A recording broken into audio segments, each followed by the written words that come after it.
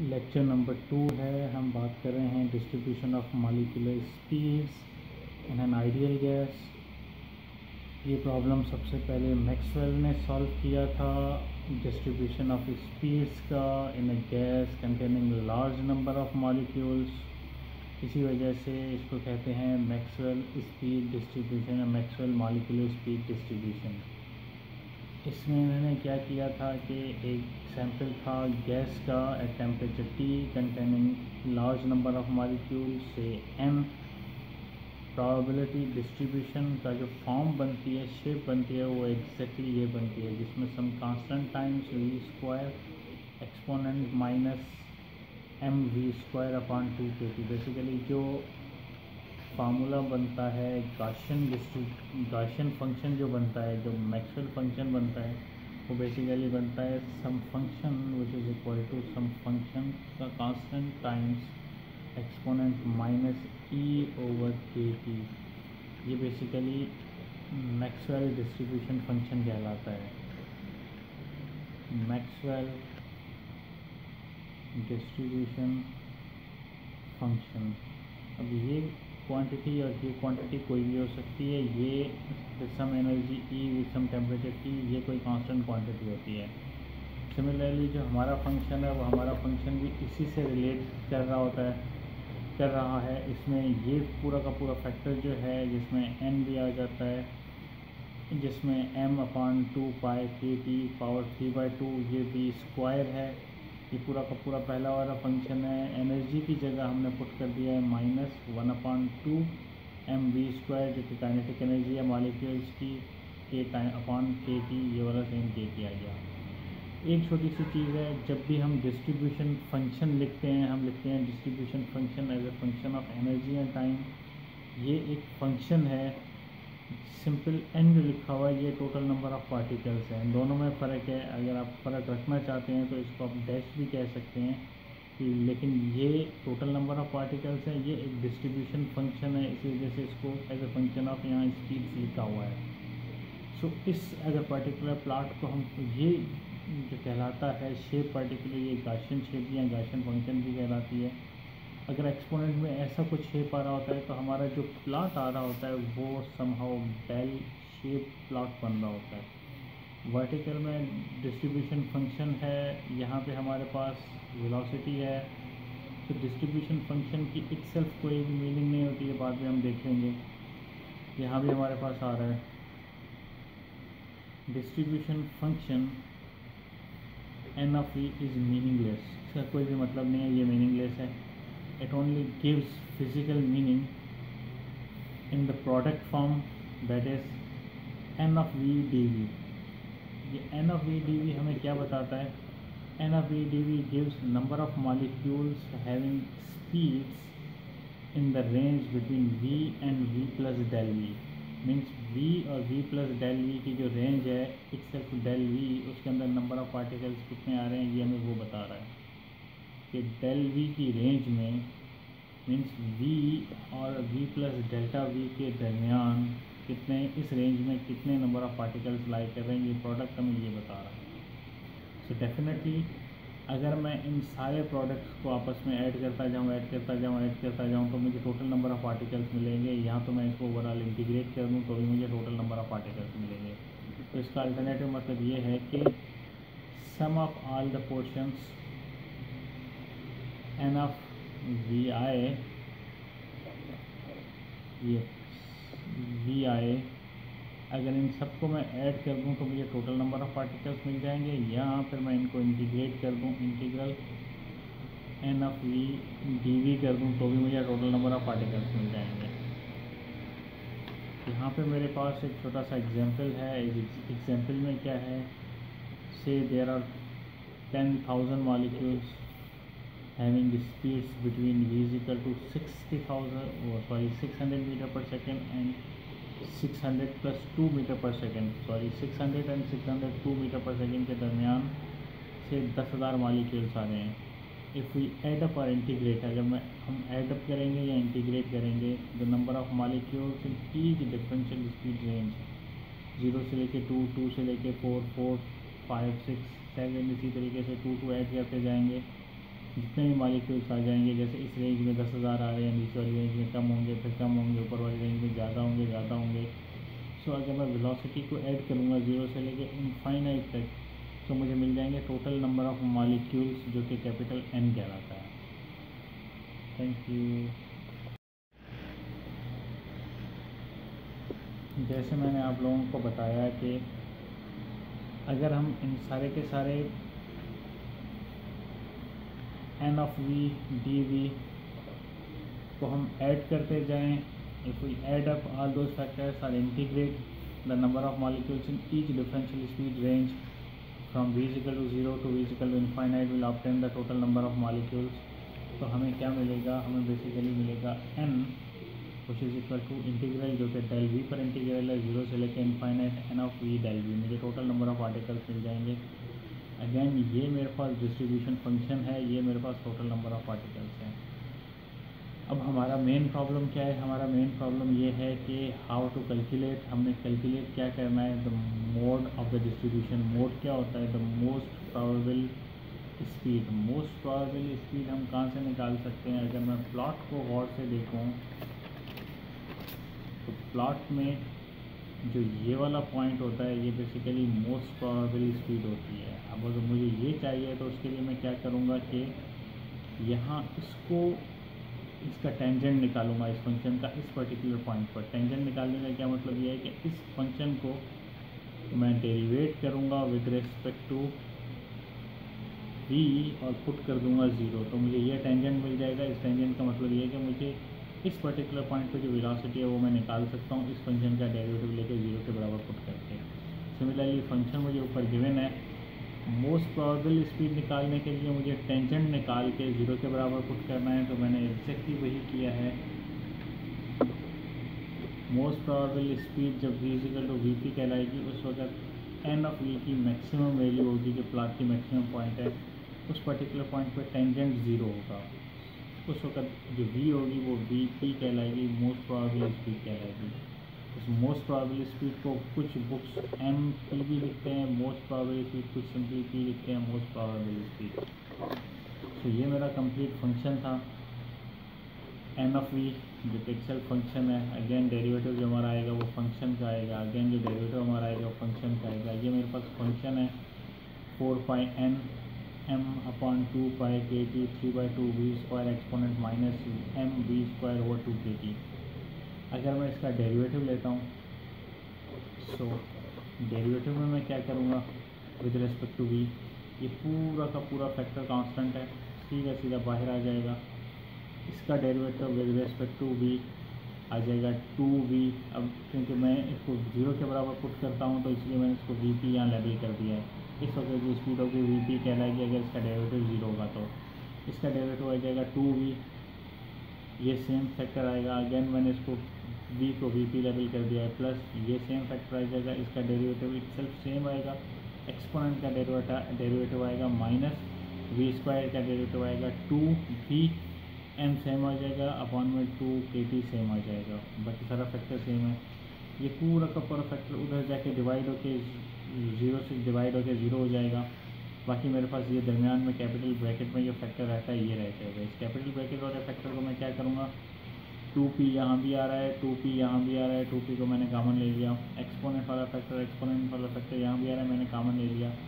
यहाँ सिंपली रह जाएगा 1, ये वाला माइनस यहाँ आ जाएगा, यहाँ रह जाएगा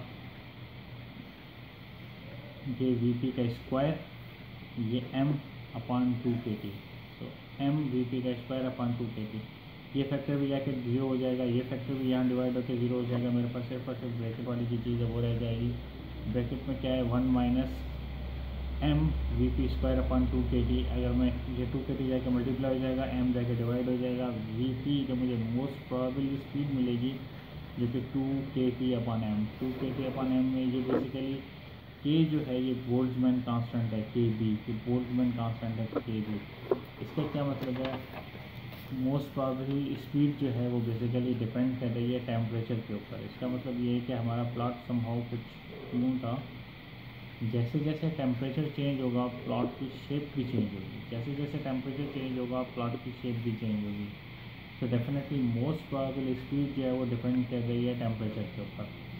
सिमिलरली हमारा जो दूसरा प्रॉब्लम है वो हमें निकालनी है एवरेज स्पीड, वी एवरेज निकालनी है। इस केस में वी एवरेज हम क्या निकालेंगे, वी एवरेज हम ये निकालेंगे कि sum of all the speeds of all the particles, जितने पार्टिकल्स की जो भी स्पीड है वो सब इंडिविजुअल ऐड करेंगे and divide it by number of molecules, और नंबर ऑफ मॉलिक्यूल्स उसको डिवाइड कर देंगे, जो टोटल नंबर ऑफ मॉलिक्यूल्स आ जाएंगे मुझे एवरेज मिल जाएगा।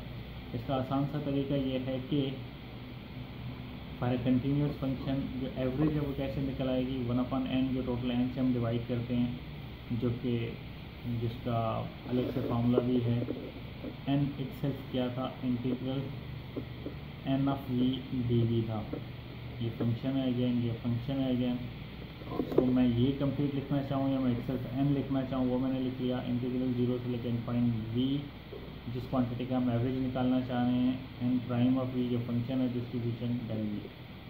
अब डिस्ट्रीब्यूशन फंक्शन ऊपर हमें वेलोसिटी की फॉर्म में पता है, डिस्ट्रीब्यूशन फंक्शन की वैल्यू हमें गिवन है। डिस्ट्रीब्यूशन फंक्शन की वैल्यू हम यहाँ रखेंगे, इस पूरे को इंटीग्रेट करेंगे, मुझे वी एवरेज मिलेगा। वी एवरेज जो आएगा वो आएगा 8 kBT/πm। ये आप लोगों ने खुद सॉल्व करना है, इस इंटीग्रल को आप लोगों ने खुद सॉल्व करना है, ये आप लोगों का असाइनमेंट है। उसके बाद जो नेक्स्ट प्रॉब्लम है वो क्या है, वो basically root mean square velocity है। रूट मीन स्क्वायर वेलोसिटी है। रूट मीन स्क्वायर वेलोसिटी के का फार्मूला क्या होता है, RV/RMS होता है, square root of V square of average. सबसे पहले मुझे V स्क्वायर का एवरेज निकालना है, सेम फार्मूला है 1/n 0 से लेकर infinite V square n function का एवरेज, जो कि एग्जैक्टली ये क्वांटिटी निकलेगी। ये आप लोगों ने खुद सॉल्व करना है इंटीग्रल।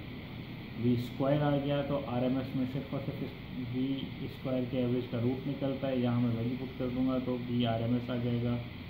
अगेन ये भी आप लोगों ने खुद सॉल्व करना है, ये इंटीग्रल खुद सॉल्व करके ये रिज़ल्ट खुद निकालना है, तो ऑटोमेटिकली ये रिज़ल्ट भी आ जाएगा। ये आप लोगों ने खुद सॉल्व करना है। Thank you. अब मैंने निकालना है basically average translational kinetic energy पर molecule. So average kinetic energy translation हम कैसे निकाल सकते हैं, काइनेटिक एनर्जी एक पार्टिकल की, दूसरे की, तीसरे की, nth पार्टिकल की, सबको ऐड करके टोटल नंबर ऑफ मॉलिक्यूल से डिवाइड कर दिया, तो मेरे पास के ट्रांसलेशनल आ जाएगा पर मॉलिक्यूल, ट्रांसलेशनल काइनेटिक एनर्जी पर मॉलिक्यूल। अगर मैं इस क्वांटिटी को देखता हूँ तो K1 + K2 + K3 up to Kn ये टोटल काइनेटिक एनर्जी है। टोटल काइनेटिक एनर्जी इसको मैंने पुट कर दिया, यहाँ भी मैंने ये बताया भी हुआ है कि ये KT basically total kinetic energy है। तो ये KT अपॉन ये वाला n आ गया। अगर मैं n जाके यहाँ मल्टीप्लाई करता हूँ तो टोटल काइनेटिक एनर्जी मेरे पास आ जाएगा n times K translational kinetic energy of each molecule.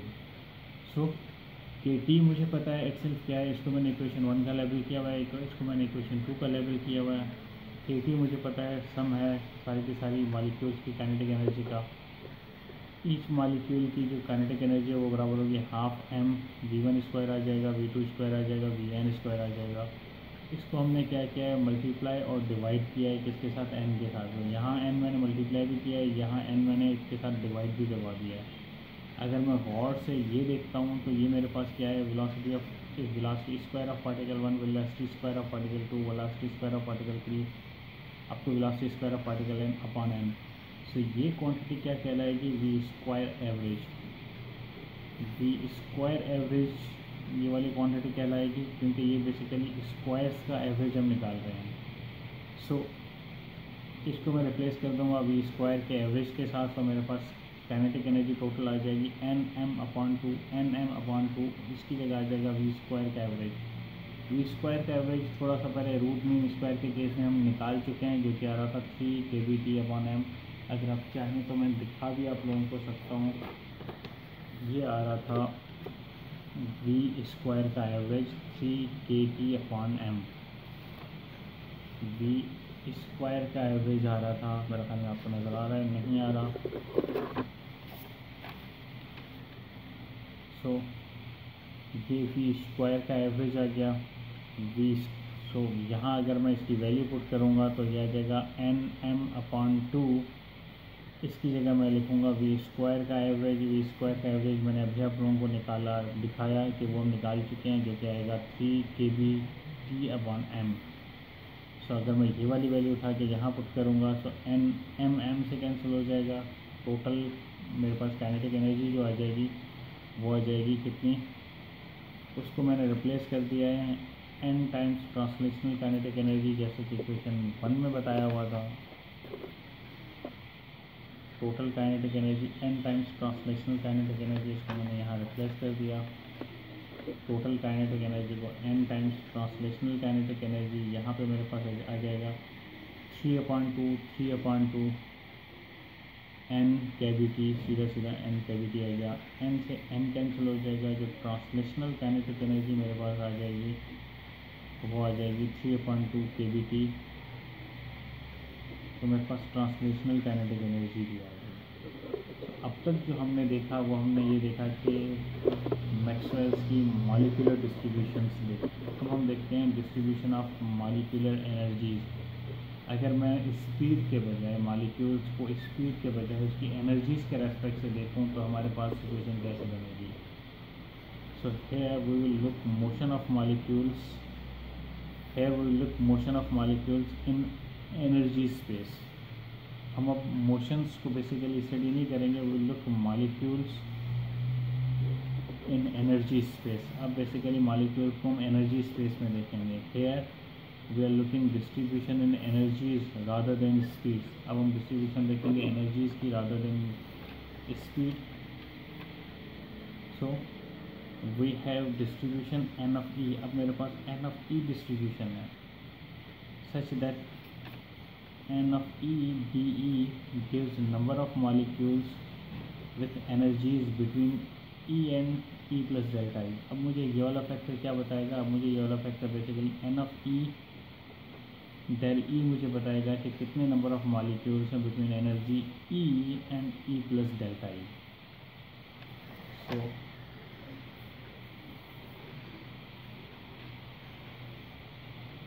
इस डिस्ट्रीब्यूशन को कहते हैं मैक्सवेल बोल्ट्जमैन एनर्जी डिस्ट्रीब्यूशन।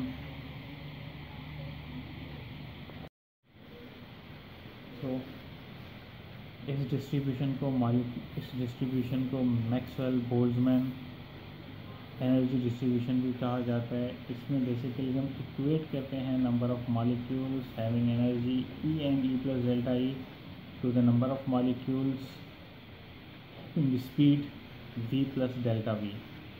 सो इसका जो सिंपल सा फार्मूला होता है N of E del E equate करते हैं N of V del V से। इक्वेशन 1 कह दिया। अब मुझे क्या चाहिए, मुझे बेसिकली N of E चाहिए। मेरे पास N of V पहले से मौजूद है, बाकी मुझे N of E निकालना है। तो मुझे पता है कि एनर्जी काइनेटिक एनर्जी जो बराबर होती है हाफ mv² के बराबर होती है। v² अगर मैं निकालना चाहूँ तो 2 मल्टीप्लाई हो जाएगा, m जाके डिवाइड हो जाएगा, v² इज 2e/m।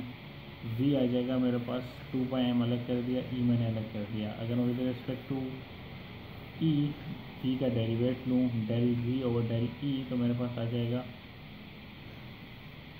ये एग्जैक्टली सेम आएगा। तो मैं यहाँ डेरिवेट लेके दिखा देता हूँ। del v over del e मेरे पास आ जाएगा ये पूरा का पूरा फैक्टर सेम 2/m का रूट आएगा। यहाँ पे मेरे पास 1/2 आएगा और यहाँ पे मेरे पास e की पावर हाफ आ जाएगी। सो अगर मैं स्क्वायर रूट कैंसिल करना चाहूँ तो रूट यहाँ आ जाएगा। तो मेरे पास शेप आ जाएगी रूट के अंदर डिनोमिनेटर में 2me। सो del v और del e आ जाएगा 1/√2me। इक्वेशन 2 का मैंने लेवल कर दिया। N of v मुझे पता है, N of v की पूरी शेप ये है। इस फॉर्मूले को यूज़ करते हुए मैं N of v निकालूंगा तो ये e जाके इधर इससे डिवीज़न में चला जाएगा, del v और del e आ जाएगा। या अगर मैं इसको पहले लिखना चाहूँ तो N of E मेरे पास आ जाएगा del v upon del E into N of V। लेकिन N of V में जहाँ v आ रहा होगा वहाँ उसे रिप्लेस करना पड़ेगा v से या v² से एनर्जी की शेप में। तो सिमिलरली सबसे पहले मैंने ये वैल्यू पुट कर दी। ये वैल्यू हमने अभी यहाँ निकाली थी 1/2me रूट की शेप में आ रही थी। यह आ जाएगा मेरे पास del E और del V की वैल्यू। ये एन ऑफ वी की वैल्यू 4πn नज़र आ रहा है, ठीक है। 4πn m 2π/kT 3/2 V square को रिप्लेस करना है। इसको मैंने पूरा का पूरा कंबाइन कर दिया, एक्सपोनेंट -12 mv²kT -12 को -12 mv² को मैं सीधा सीधा एनर्जी के फॉर्म में लिख लूँगा, वी स्क्वायर को मैंने एनर्जी की फॉर्म में लिख लिया। इसको मैंने पहले ही चेंज कर दिया था। तो ये मेरे पास एन ई की जो फाइनल शेप बनेगी वो बनेगी, जो भी जहाँ से भी चीज़ कटती है उसको काट लें। सो फाइनल शेप जो मेरे पास बनेगी वो बनेगी 2πn/π/kT whole power 3/2 √e exponent -e/kT। तो ये डिस्ट्रीब्यूशन है मॉलिक्यूलर एनर्जीज़ की। अगेन इसमें हमने वही 3-4 चीज़ें निकालनी है। कौन कौन सी चीज़ें निकालनी है? सबसे पहले हमने निकालना है कि what will be the most probable energy. ये मुझे पता है, एनर्जी के रेस्पेक्ट से इसका डेरिवेटिव लूँगा, 0 के बराबर पुट करूँगा, एनर्जी निकालूंगा, वो मोस्ट प्रोबेबल एनर्जी कहलाएगी। सो ये पूरा का पूरा फैक्टर कांस्टेंट है, कांस्टेंट बाहर आ गया। इसका डेरिवेटिव क्या आ जाएगा? 1/2 डिनोमिनेटर में ई आ जाएगा, ये फैक्टर सेम आ गया, प्लस का साइन है, ये फैक्टर सेम आ गया, एक्सपोनेंट सेम आएगा, एक्सपोनेंट का डेरिवेटिव -1/kT आएगा। ये पूरा का पूरा फैक्टर उधर जाके डिवाइड हो जाएगा, मेरे पास सिर्फ और सिर्फ ये फैक्टर रह जाएगा। इस फैक्टर में जो चीज़ कॉमन है वो है बेसिकली एक्सपोनेंट कॉमन है। एक्सपोनेंट मैं दोनों से कॉमन निकाल लेता हूँ, तो यहाँ मेरे पास बचेगा 1/2 √e, ये वाला -√e/kT। एक्सपोनेंट भी यहाँ जाके डिवाइड हो जाएगा, मेरे पास सिर्फ ये फैक्टर रह जाएगा। यहाँ आ जाएगा kT, इधर मल्टीप्लाई हो जाएगा, ये यहाँ मल्टीप्लाई हो जाएगा, मेरे पास आ जाएगा 2e। अगर मैं यहाँ e निकालना चाहूँ तो मेरे पास आ जाएगा, ये 2 भी यहाँ जाके डिवाइड हो जाएगा, 1/2 kT। ये बेसिकली मोस्ट प्रोबेबल एनर्जी है। अगर मैं एनर्जी डिस्ट्रीब्यूशन की शेप निकालना चाहूँ तो एनर्जी डिस्ट्रीब्यूशन की शेप में जो सबसे, अगर एनर्जी डिस्ट्रीब्यूशन की जो शेप आएगी उसमें ये वाली जो एनर्जी कहलाएगी, क्योंकि इसमें एनर्जी ई हॉरिजॉन्टल पे आएगी, वर्टिकल पे मेरे पास एन ऑफ ई का डिस्ट्रीब्यूशन फंक्शन आएगा। ये जो पर्टिकुलर पॉइंट जो कि सबसे इस प्लॉट का जो टॉप होगा, जो कि एग्जैक्टली मोस्ट प्रोबेबल स्पीड और सॉरी मोस्ट प्रोबेबल एनर्जी कहलाएगी, ये एनर्जी वो है जो सबसे ज़्यादा पार्टिकल्स के पास है। समझ आएगी?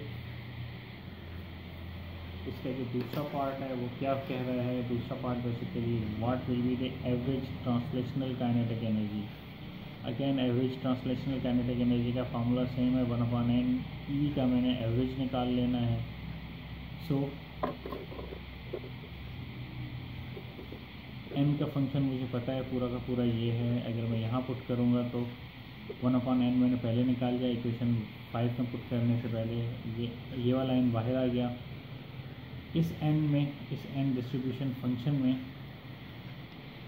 जो भी फैक्टर आ रहे हैं उस फैक्टर में कांस्टेंट मैंने पूरा का पूरा बाहर निकाल दिया। इंटीग्रल आ गया, इंटीग्रल के अंदर एक ई यहाँ आ रहा था, स्क्वायर रूट यहाँ आ रहा था, ये हो जाएगा 3/2 एक्सपोनेंट -e/kT dy। इन दोनों को आपस में काट दिया। बाकी जो मेरे पास फैक्टर रह गया वो ये फैक्टर रह गया, E average 2π/kT power 3/2 integral e 3/2 exponent -e/kT। Equation 6 का नाम ले लिया। अब इसके इंटीग्रल को मैं अलग से सॉल्व कर लेता हूँ, वापस इसमें पुट कर दूँगा। इंटीग्रल को मैंने लेवल कर दिया i 0 से लेकर infinite e 3/2 exponent -e/kT del. इसमें हमें थोड़ी सी सब्स्टिट्यूशन करनी होगी सॉल्व करने के लिए। सबसे पहले मैंने इसको पूरे के पूरे फैक्टर को e/kT को एक डायमेंशनलेस पैरामीटर एज्यूम किया, x²। सो ये kT जाके उधर मल्टीप्लाई हो जाएगा, x² = e आ जाएगा मेरे पास। सो डेल ई क्या आ जाएगा? 2 टाइम्स x kT dx आ जाएगा मेरे पास। तो डेल ई भी मैंने निकाल दिया। अगर मैं एनर्जी का स्क्वायर रूट लूँ तो x बाहर आ जाएगा, kT के ऊपर हाफ पावर आ जाएगा, इसका मैं क्यूब ले लूँ सो e 3/2 x² kT 3/2 आ जाएगा। अब मैं इसमें वैल्यूज़ पुट करता हूँ, इंटीग्रल सेम है, e पावर 3/2 की जगह मुझे क्या पुट करना है?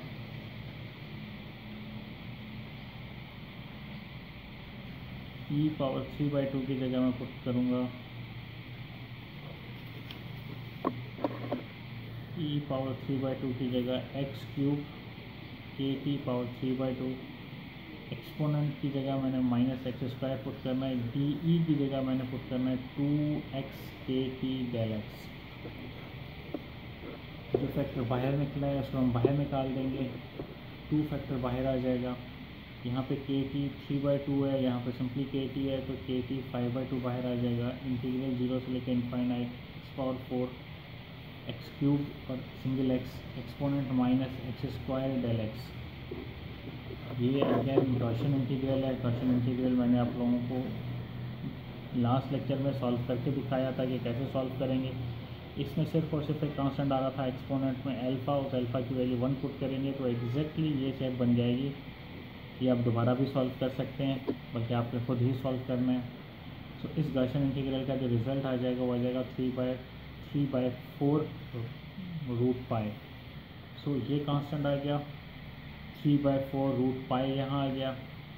सो इंटीग्रल की जो शेप आ जाएगी, इसको अगर मैं देखूँ तो ये कैंसिल हो जाएगा, यहाँ पे मेरे पास 2 आ जाएगा, 3/2 पाई के टी पावर 5/2। इक्वेशन 6 में अगर मैं पुट करूँ तो इक्वेशन 6 कौन सी थी? इक्वेशन 6 बेसिकली ये वाली है, जिसमें 2 पाई अपॉन पाई के टी पावर 3/2 पहले से आ रहा है। अगर मैं इक्वेशन 6 की बात करूँ तो 2 पाई अपॉन पाई के टी पावर 3/2 पहले से आ रहा है। ये इंटीग्रल मेरे पास आ जाएगा 3/2 पाई के टी 5/2। अब इसमें जो चीज़ कट रही है वो काट लेते हैं।